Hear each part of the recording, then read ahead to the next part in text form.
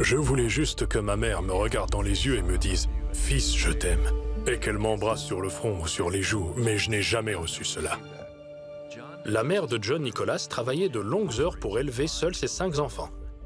Le stress pesait lourd, et elle déversait sa colère sur ses enfants. Alors que John n'avait que 7 ans, sa mère le frappa avec ses hauts talons. J'ai perdu connaissance. Lorsque j'ai repris conscience, j'avais du sang sur le visage et sur les mains.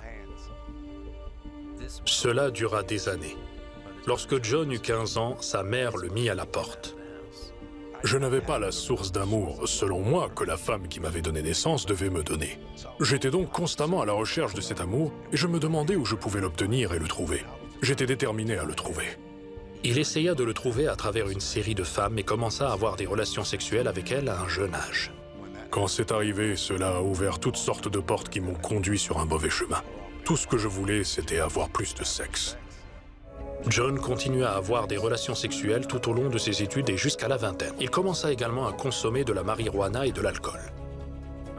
À l'âge de 30 ans, John avait déménagé en Floride, s'était marié et avait divorcé, et devint le père de 3 enfants avec 2 femmes différentes. Quand je me regardais dans le miroir, je ne voyais personne. Je ne voyais qu'une âme vide. Je ne pouvais pas voir mon reflet. Pourtant, il continua à avoir des relations sexuelles. À 33 ans, sa compagne découvrit qu'il l'a trompé avec une autre femme et le quitta. Pour la première fois, John eut le cœur brisé. Le sentiment que j'ai ressenti quand je l'ai trompé, c'était là la première fois que Dieu accédait à mon cœur. C'est la première fois que j'ai reçu quelque chose de Dieu dans mon cœur, parce que j'ai ressenti ce que la fille avait ressenti lorsque je l'avais trompée. Encore dévasté par la rupture, John écouta un conférencier spécialisé en développement personnel. Alors que l'orateur l'incitait à faire plus de sa vie, John entendit quelque chose de plus. J'ai entendu Dieu me parler pour la première fois. Je l'ai entendu dire « Tu as de la grandeur en toi grâce à moi ». Cela m'a rendu heureux. J'ai eu l'impression que j'avais bel et bien de la grandeur. Alors j'ai voulu chercher ce qu'était cette grandeur. John trouva une Bible et commença à l'étudier, apprenant ce qu'elle dit sur la grandeur et le pardon. En lisant le Nouveau Testament, j'ai appris ce qu'était la repentance. Dieu a commencé à me parler concernant des choses que j'avais faites dans mon passé.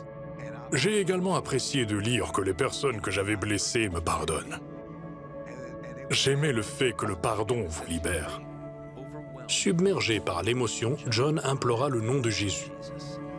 Jésus est apparu dans la pièce où je me trouvais. Il y avait une lumière éclatante et je ne pouvais pas bouger. J'ai entendu une voix dire « Suis-moi ».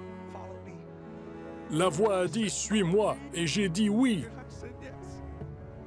Je savais à quoi je répondais. Je savais que la voix qui me disait de la suivre était celle de Jésus-Christ. John accepta Jésus comme son Seigneur et Sauveur. Il commença à aller à l'église et se fit baptiser. Après cela, ma dépendance à l'alcool, à la marijuana et au sexe m'a été complètement ôtée. Au fil du temps, il contacta les femmes qu'il avait blessées et leur demanda pardon. Puis, il devint temps pour lui de pardonner lorsqu'il parla à sa mère. Elle a reconnu ce qu'elle avait fait et cela m'a suffi. Mais j'ai pardonné à ma mère. Lorsque je l'ai fait, cela a été une libération pour moi. Il dit que Dieu a rapidement répondu à sa prière de trouver une femme qui partageait sa vie. Elle s'appelle Alicia et ils se marièrent rapidement. Et aujourd'hui, ils aiment leur famille recomposée. Aujourd'hui, John travaille auprès des hommes, leur apprenant que l'amour de Dieu peut guérir n'importe quel cœur brisé. Dieu est un Père aimant. Il est un Dieu aimant. Et il vous aime plus que tout amour que vous n'avez pas reçu. Si vous réalisez que vous n'avez pas eu une mère ou un père aimant, il y a un Dieu qui vous aime pour toute l'éternité et qui est prêt à vous aimer dès maintenant si vous voulez bien accepter son amour dans votre cœur.